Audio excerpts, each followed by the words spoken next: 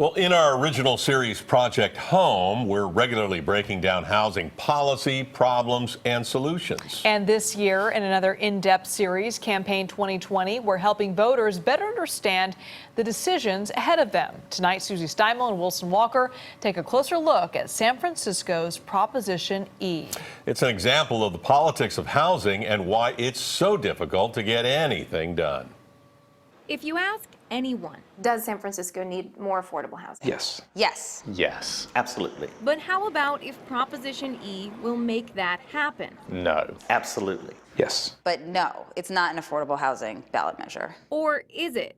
If it passes, Prop E will transform the way this city builds. Going forward, it will tie the amount of office space companies can build to how well the city does hitting its affordable housing goals. If enough affordable housing isn't created, new office buildings won't be either. So either we build affordable faster or we'll build office slower. John Jacobo is the director of policy for Todco, an affordable housing developer and sponsor of Prop E. He's optimistic that this proposition will bring balance back to the city. So if we don't change the paradigm and prioritize affordable housing, we're going to continue on the exact same track that we've been on. The big problem, as critics and the city's chief economist point out, is that San Francisco never meets its affordable housing goals.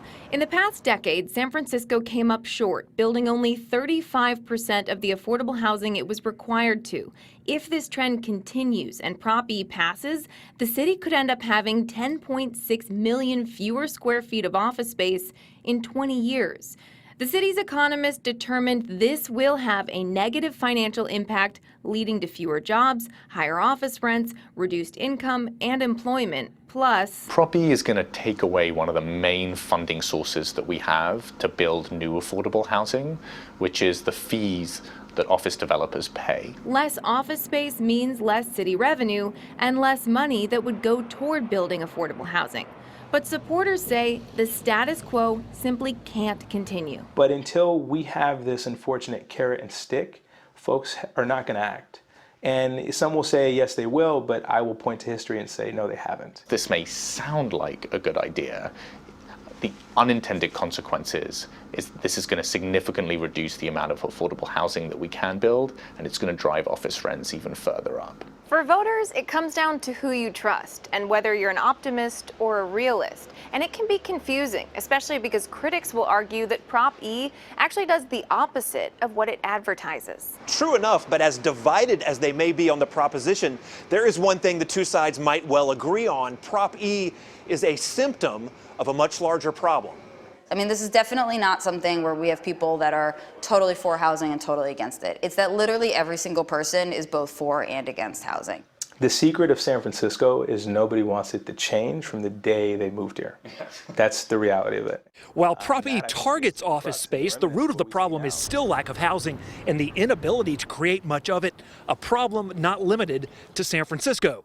I would hope that the rest of the 9 Bay Area counties would look at something similar.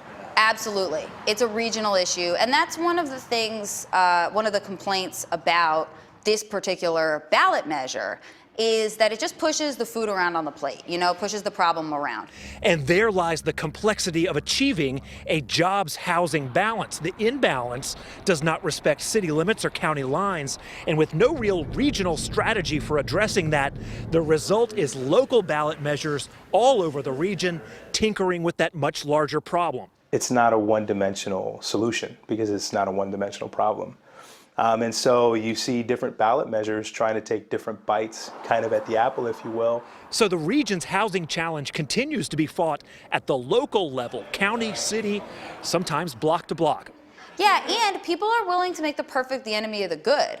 You go to these community meetings and people are like, oh, I want housing, but I want it to be a certain way. And if it can't be that way, and the only option is no housing, that's fine with me. That's an anti-housing position.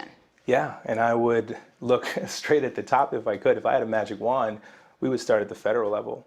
It is going to require federal help. Paul Bowden, a San Francisco homeless advocate, told me that years ago. And as every year passes, I hear more and more people say it. Our housing and homelessness issues are simply too large to be tackled on the local level. But as you see on your ballot, we keep trying. But unfortunately, we're kind of going the opposite direction. We know there's less and less money coming from the federal government. We hear the Trump administration wants to put less money into HUD. We lose more and more affordable housing every year, and yet we hear the same thing. What I find fascinating is that they're trying to project what's going to happen in 20 years. You go back to 2000, okay? Nobody knew tech would be as big as it is now in this area, and impact housing and impact work.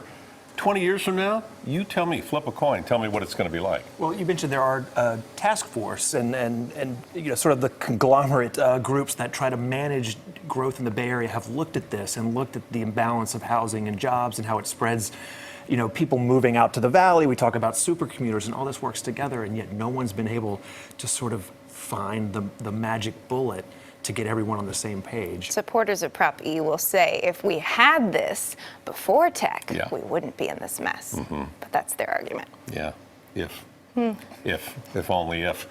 All right, keep sending your stories and your ideas to projecthome@cbs.com and see all of our original reporting on our website.